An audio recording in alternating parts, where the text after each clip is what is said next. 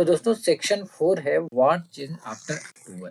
अक्टूबर के बाद क्या चेंज हुआ, क्या बदलाव आया, यानी अक्टूबर 1917 में रिवॉल्यूशन हुआ, तो उस रिवॉल्यूशन के बाद क्या-क्या चेंजेस आए।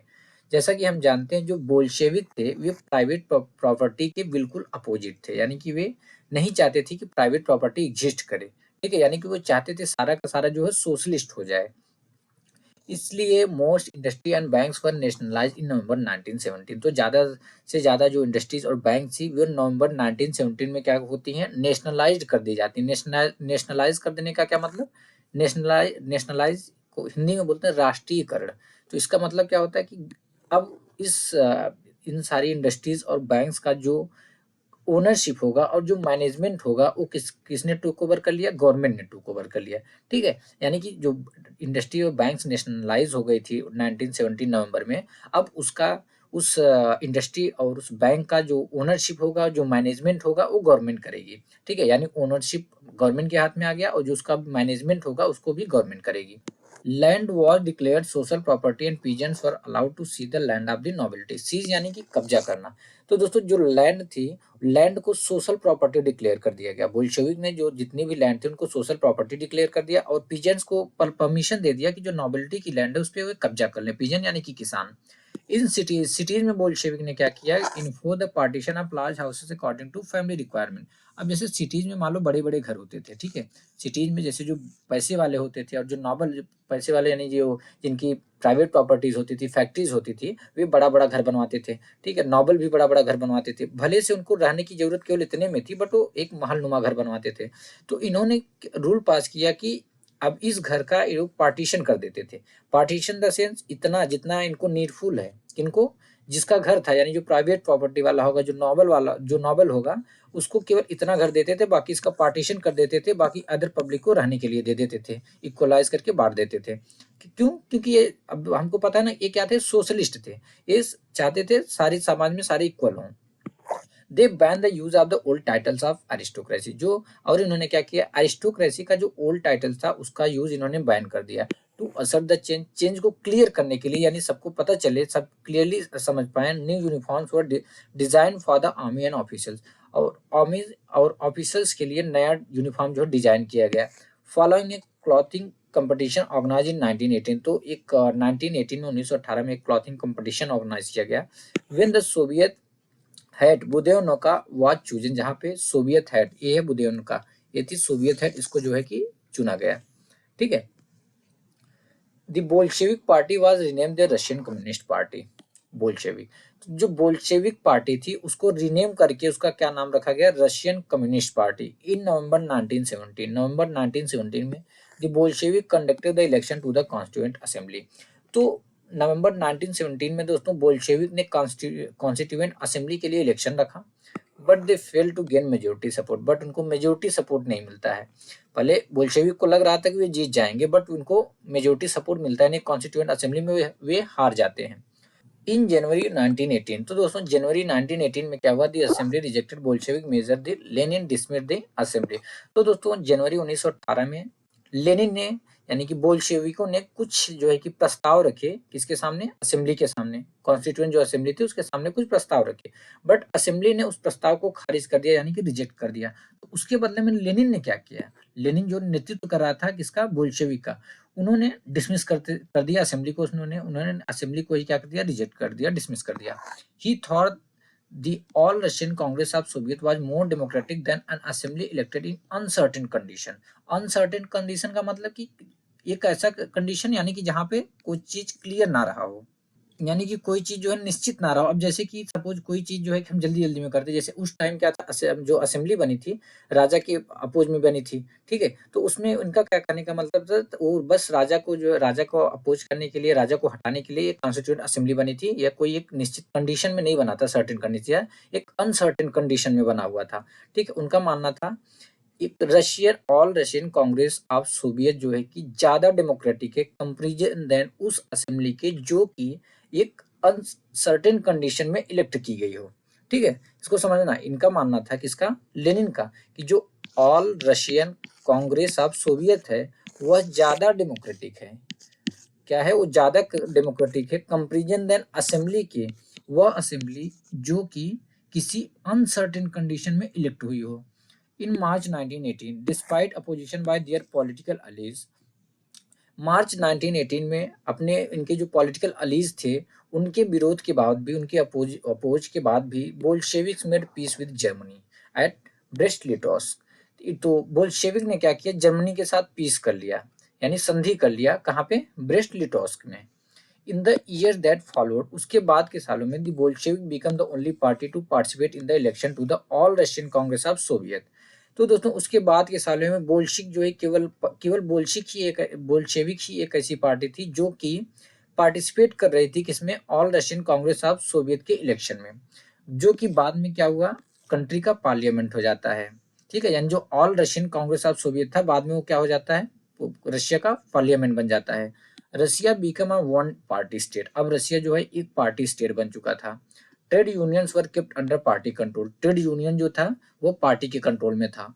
The secret police call the Cheka first and later OGPU and NKVD punish those who criticize the Bolshevik. अब देखो, अब इनमें अंतर क्या रह गया, पहले राजा जो काम करता था अब ये वो काम कर रहे हैं। जो सीक्रेट पुलिस थी, जैसे चेका फर्स्ट हो गया, ओजीपीयू और एनकेवीडी, ये लोग उन लोगों को पनिश करते थे, उन लोगों को दंड देते थे जो कि बोल्शेविक को क्या करते थे, क्रिटिसाइज करते थे। ठीक है, यानी जो चेकअप फर्स्ट थी और ओजीपीयू एनकेवीडी, ये क्या थे, सीक्रेट पुलिस थे। अब ये क्या करते थे, उन लोगों को जो भी अगर बोल्शेविक की बुराई कर रहे हैं, बोल्शेविक को क्रिटिसाइज कर रहे हैं, उनको क्या करते थे, पनिश करते थे। यानी पावर इनके पास आ गया, ये भी क्या हो गए, करप्ट हो गए। कौन? बोल्शेविक। ठीक है, यानी जब भी किसी के पास पावर आ जाता है वो क्या हो जाता है, करप्ट हो जाता है, यानी कि power tend to corrupt. Many young writers and artists rallied to the party because it stood for socialism and for change. बहुत सारे यंग राइटर्स और आर्टिस्ट जो थे पार्टी के साथ थे, पार्टी का समर्थन कर रहे थे। क्यों? क्योंकि पार्टी जो थी वह सोशलिज्म के साथ खड़ी थी और जो वह चेंज चाहती थी, बदलाव चाहती थी। After October 1917 this led to experiment in the art and architecture. तो अक्टूबर 1917 की बात क्या हुआ, इसकी वजह से बहुत सारे जो है कि एक्सपेरिमेंट हुए, किसमें? आर्ट्स में और आर्किटेक्चर में। बट मैंने become disillusion because of the censorship the party encourage. But जो सेंसोरशिप लगाया था पार्टी ने, उसकी वजह से बहुत सारे लोग डिसइल्यूजन हो जाते हैं। डिसइल्यूजन मतलब कंफ्यूज हो जाते हैं। ठीक है, बट मैंने become disillusion because of the censorship the party encourage. Disillusion यानी मोह भंग होना, या एक हिसाब से समझ लो कि आप कंफ्यूज हो जाना। ठीक है, तो बहुत सारे लोग क्या हुए कि डिसइल्यूजन होने लगे। क्यों? क्योंकि जो पार्टी ने उन पे सेंसोरशिप लगाया हुआ था। ठीक है, अब यहाँ पे देख सकते हैं कि May Day demonstration in Moscow in 1918 की फोटो है ये, मेड डे डेमोन्स्ट्रेशन का मॉस्को में। ठीक है, दिस सिविल वार यानी कि जो मतलब कंट्री के लोग आपस में ही लड़ने लगे। ठीक है, when the Bolshevik order land redistribution the Russian army began to break up. तो दोस्तों अब क्या हुआ, अभी तक हमने देखा जो लेनिन थे, यानी जो बोल्शेविक का ग्रुप था, बहुत ही स्ट्रांग था, बहुत ही पावरफुल था। ठीक है, अब क्या हुआ कि बोल्शेविक ने जैसे ही लैंड रीडिस्ट्रीब्यूशन का ऑर्डर दे दिया, यानी उन्होंने बोला कि गांव की जो लैंड है अब वो रीडिस्ट्रीब्यूट हो रही हैं, सारे लोगों को उनके नीडफुल के हिसाब से, उनके रिक्वायरमेंट के हिसाब से जो है मिल रही हैं। जैसे उन्होंने ऑर्डर कर दिया कि इन्होंने बोल्शेविक ने, रशियन आर्मी अब क्या हुई, ब्रेकअप होने लगी, मतलब टूटना स्टार्ट कर दी। क्यों? Soldiers mostly peasant wish to go home for the redistribution and deserter मतलब छोड़ देना। क्योंकि जो सोल्जर थे उसमें ज्यादातर दोस्तों पीजेंट थे, यानी किसान थे। तो वे क्या थे, अब वे उन्होंने क्या किया, जो किसान थे वे आर्मी छोड़ दिए और रीडिस्ट्रीब्यूशन के लिए घर चले गए। ठीक है, यानी कि उनके मन में कहीं ऐसा था ना कि अगर हम यहाँ पे रहे हमको लैंड ही ना मिले, इसलिए उन्होंने क्या किया कि आर्मी छोड़कर, यहाँ पे सर्विस छोड़कर रीडिस्ट्रीब्यूशन के लिए गांव चले गए। Non Bolshevik socialist liberals and supporters of autocracy condemn the Bolshevik uprising. Condemn यानी कि निंदा करना, निंदा करना। अपराइजिंग का मतलब होता है विद्रोह। तो दोस्तों जो नॉन बोल्शेविक सोशलिस्ट थे, नॉन बोल्शेविक सोशलिस्ट का मतलब ये सोशलिस्ट तो थे, यानी समाजवादी तो थे, बट इनकी जो विचारधाराएं थी वो बोल्शेविक से बिल्कुल भी मैच नहीं खाती थी। ठीक है, तो जो नॉन बोल्शेविक सोशलिस्ट थे और जो लिबरल थे और जो ऑटोक्रेसी के सपोर्टर थे, ऑटोक्रेसी यानी जो राजा के सपोर्टर थे, वे लोग क्या किए कि अब बोल्शेविक का जो विद्रोह था उसको कंडेम करना स्टार्ट कर दिए, उसकी निंदा करना स्टार्ट कर दिए।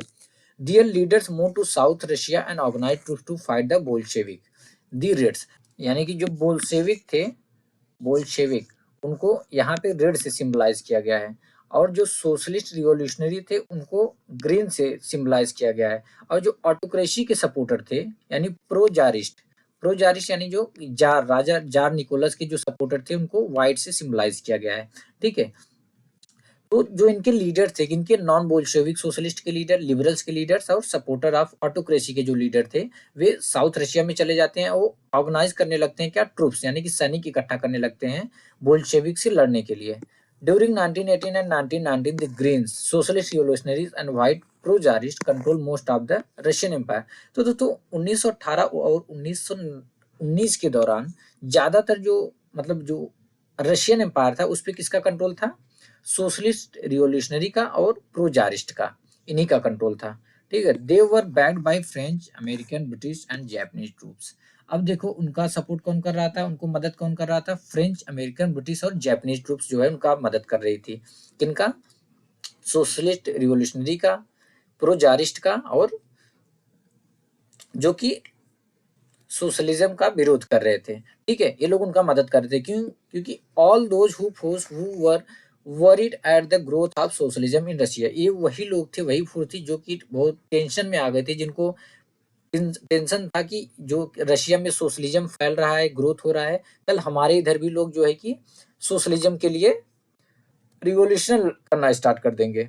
अब जैसे हमने फ्रेंच रिवॉल्यूशन में देखा, फ्रेंच में जब फ्रांस में जब कुछ जो चीजें हो रही थी, तो प्रशिया भी टेंशन में आ गया था, जो अदर नेबरहुड जो कंट्रीज थी, सारे लोग जो टेंशन में आ गए थे। सेम यहाँ पे भी जैसे हमने देखा ना कि फ्रांस में जब हो रहा था, जो इवेंट्स हो रहे थे, उसके बाद प्रशिया और ऑस्ट्रिया टेंशन में आ गए थे।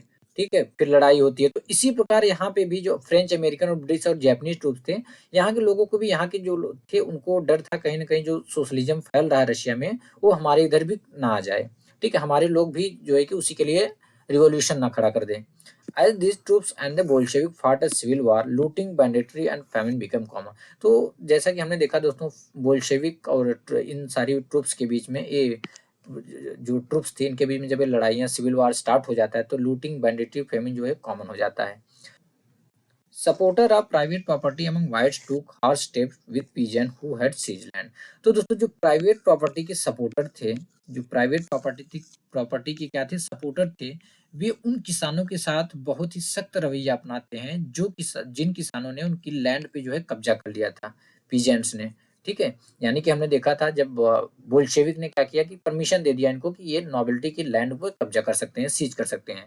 तो पीजेंट ने क्या किया, कब्जा कर लिया। अब जो है जब ये सिविल वार हो गया, तो सिविल वार के बाद जो प्राइवेट प्रॉपर्टी के सपोर्टर थे, प्राइवेट प्रॉपर्टी के जो सपोर्टर थे, वे जो है कि उन किसानों के साथ जिन्होंने इनकी लैंड पे कब्जा कर लिया था, उनके साथ बहुत ही हार्श स्टेप यूज करते हैं, यानी बहुत कठोरता से पेश आते हैं। Such action led to the loss of popular support for the non Bolshevik. तो दोस्तों इसका बहुत ही बुरा असर पड़ा नॉन बोल्शेविक पे, क्योंकि जो नॉन बोल्शेविक को इतना पॉपुलर सपोर्ट मिल रहा था वह कम होने लगा। ठीक है, by January 1920 the Bolshevik control most of the former Russian empire. तो दोस्तों 19 जनवरी 1920 में जो बोल्शेविक थे, उनका जो है कि रशियन जो फॉर्मर रशियन एम्पायर था, उन पर, उस फॉर्मर रशियन एम्पायर के ज्यादातर हिस्से पर इनका कंट्रोल आ गया। This succeeded due to cooperation with non Russian nationalities and Muslim Jadidist. तो अब बात आती है इतने सक्सीड क्यों, यानी इनको सफलता क्यों मिली, क्योंकि जो इन्होंने जो नॉन रशियन नेशनलिटीज थी और मुस्लिम जादिदिस्ट थे, इनके कॉपरेशन की वजह से ऐसा हुआ। Cooperation did not work where Russian colonist themselves turn Bolsheviks. तो दोस्तों यह जो कॉपरेशन सब नॉन रशियन नेशनलिटीज और मुस्लिम जादिदिस्ट का, यह कॉपरेशन वहां पे काम नहीं आता है जहां पे रशियन कॉलोनिस्ट ही जो थे कि वो बोल्शेविक हो गए थे। यानी कि रशियन कॉलोनिस्ट का क्या मतलब है, यानी कि मान लो यहाँ पे यहाँ पे कोई रशियन है, वो बोल्शेविक है, ये एरिया ए। अब ये लोग जाते हैं दूसरे एरिया में जो कि है एरिया बी, यहाँ के जो लोकल नेशनलिस्ट थे वे अलग हैं, ये लोग यहाँ पे जाते हैं बोल्शेविक बन जाते हैं। ठीक है, यानी कि ये बोल्शेविक जो थे यहाँ पे जाते हैं, तो यहाँ पे यह कॉपरेशन काम नहीं आता है। इन खेवा, इन सेंट्रल एशिया, खेवा जो है कि वो सेंट्रल एशिया में है, Bolshevik colonist brutally massacre local nationalist in the name of defending socialism. तो यहाँ पे जो बोल्शेविक कॉलोनिस्ट थे दोस्तों, वो ब्रूटली जो है इनकी हत्या कर देते हैं, ब्रूटली इनको, इनका जो है मैसकर कर देते हैं यहाँ के जो लोकल नेशनलिस्ट थे। क्या और बोलते क्या है कि हम जो है सोशलिज्म को डिफेंड करते हुए सोशलिज्म को बचाना चाहते थे, इसलिए इनका जो है कि मार डाले। ठीक है, और इस सिचुएशन में क्या हुआ, बहुत सारे लोग कंफ्यूज हो गए बोल्शेविक गवर्नमेंट की रिप्रेजेंट क्या कर रही है, यानी इसका मोटिव क्या है। तो दोस्तों हमने देखा कि अब इनको पता चल गया था, इनका सपोर्ट बहुत कम होने लगा, तो इसके रेमेडी के लिए इन्होंने क्या किया, most non Russian nationalities were given political autonomy in the Soviet union. ज्यादा जो नॉन रशियन नेशनलिटीज थी उनको पॉलिटिकल ऑटोनॉमी दे दिया गया, कहाँ, किसमें, सोवियत यूनियन में, यूएसएसआर में। USSR the state the Bolshevik created from the Russian empire in December 1922। तो यूएसएसआर को किसने बनाया था, बोल्शेविक ने बनाया था रशियन एम्पायर से दिसंबर 1922 में। USSR means union of Soviet socialist republics, यानी कि यूएसएसआर जो था ये किसने, बोल्शेविक ने बनाया था। ठीक है, इस सारे लोगों को मतलब रशियन एम्पायर के साइड साइड का भी जो रीजन था उनको मिला लिए थे कि हम जो है समाजवाद ला रहे हैं। But since this was combined with unpopular policy that the Bolshevik for the local government to follow, तो इसमें बहुत सारी अनपॉपुलर जो कि पॉलिसीज थी, जो कि बोल्शेविक थे उन्होंने लोकल गवर्नमेंट को फोर्सफुली जो है कि फॉलो करने के लिए बोला था। जैसे कि हार्श डिस्करेजमेंट ऑफ नोमैडिज्म, जो नोमैडिज्म था, नोमैडिज्म यानी कि जो लोग एक जगह नहीं रहते हैं। ठीक है, lifestyle of those who do not live in one place but move from area to earn their living, यानी वो एक ही जगह नहीं रहते, वो एरिया वाइज एरिया मूव करते रहते हैं अपनी जो है कि अपनी लिविंग जो है कि अर्न करने के लिए, ठीक है, अपनी आजीविका चलाने के लिए। तो ये उसके खिलाफ थे, उसको डिस्करेज कर रहे थे। तो लोगों का यह कहना था कि आप ही तो बोल रहे हो कि हमको आपने पहले मिला लिया अपने में, बोल रहे हो कि सारा हम लोग जो है क्या है, सोशलिस्ट हैं। अगर हम लोग सारे फ्री हैं, यूएसएसआर पूरा जो है कि, तो हम एक पार्ट से दूसरे पार्ट में इजी हमको जाने दो ना, क्यों नहीं जाने दे रहे हो, हमको फ्रीली मूव करने दो। Attempt to win over different nationalities were only partly successful. तो दोस्तों जो इनका प्रयास था, इनका जो एफर्ट था डिफरेंट नेशनलिटीज से उनका विश्वास जीतने का, वह जो है पार्टली ही सक्सेसफुल रहा, ज्यादा सक्सेसफुल नहीं रहा। मेकिंग अ सोशलिस्ट सोसाइटी, तो दोस्तों सिविल वार के दौरान बोल्शेविक ने इंडस्ट्रीज और बैंक्स को नेशनलाइज रखा, और उन्होंने पीजेंट्स को परमिशन दे दिया। पीजेंट्स को बोला कि जितनी लैंड सोशलाइज्ड हो चुकी हैं, जितनी भी लैंड सामाजिक हो चुकी हैं, उस पर वे कल्टीवेशन करें।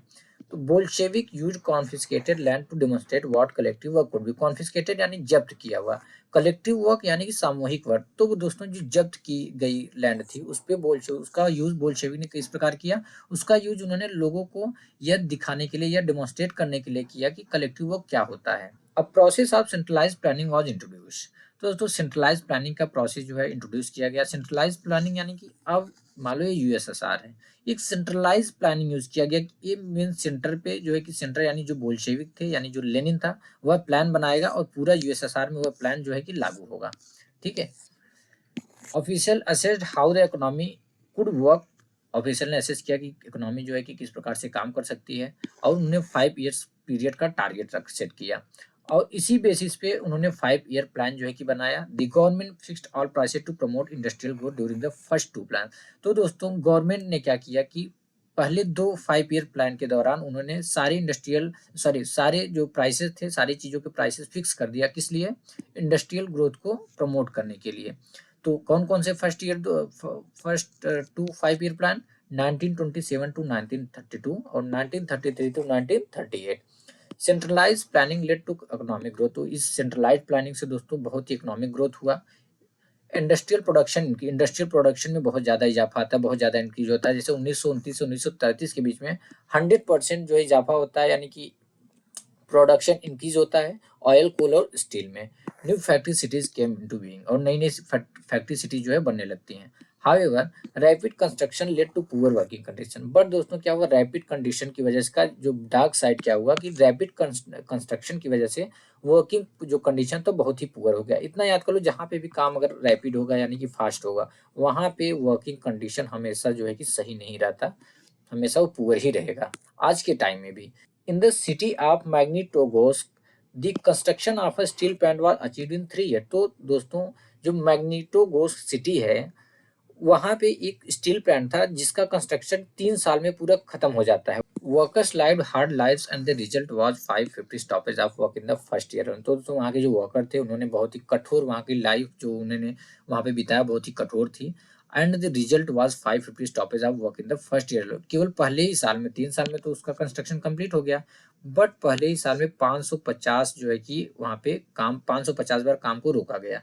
सोचो मतलब एक दिन में 2 3 बार हो गया। ठीक है, 550 in living quarters in the winter time at 40 degrees below, people had to climb down from the fourth floor and dash cross the street in order to go to the toilet. तो दोस्तों सोचो living quarter जो था वहाँ पे winter time में, ठंडियों के टाइम में जब टेम्परेचर जो है 40 डिग्री से नीचे रहता है तो लोगों को 4th फ्लोर से नीचे आना पड़ता था और रोड को जो स्ट्रीट थी उसको क्रॉस करके जाना पड़ता था टॉयलेट के लिए। An extended schooling system developed, एक एक्सटेंडेड स्कूलिंग सिस्टम डेवलप किया गया and arrangement were made for factory workers and peasant to enter university. तो दोस्तों फैक्ट्री वर्कर्स और पीजेंट्स को यूनिवर्सिटीज में एंटर करने के लिए अरेंजमेंट किए गए। ठीक है, creches were establish in factories for the children of women workers. Creches यानी कि जहाँ पे एक होता है कि बच्चे छोटे छोटे बच्चों को खेलने की जगह होती है, ठीक है, वहाँ पे खेल सके, सब कुछ कर सके। तो क्रेचेस जो है इस्टेब्लिश किए गए फैक्ट्रीज में उन वुमेन्स वर्कर्स के लिए जो वहाँ पे काम करती थी। Cheap public health care was provided, cheap public health care provide किया। चीप पब्लिक मतलब ऐसा नहीं कि सस्ता वाला इलाज उनको दिया गया, लोकल सा इलाज। चीप मतलब जो कि अदर कंपेरिजन में उनको सस्ता रहे, उनके लिए मजदूरों के लिए जो है कि सस्ता रहे, कम कम पैसे में रहे। Modern living quarters were set up for workers, workers के लिए मॉडर्न लिविंग क्वार्टर सेटअप किए गए। यानी कि मॉडर्न लिविंग क्वार्टर का मतलब अब यह पिछले कंपेरिजन में अच्छा था। The effect of all this was uneven, but इसका जो इफेक्ट था, जो इसका इम्पैक्ट था वो दोस्तों वो अनइवन था, हर जगह इक्वल नहीं था। क्यों? क्योंकि जो गवर्नमेंट रिसोर्सेज थे वे लिमिटेड थे। ठीक है, अब जैसे यहाँ पे हम देख सकते हैं कि factories came to be seen as symbol of socialism, factories को as a symbol of socialism देखा जा रहा था उस टाइम।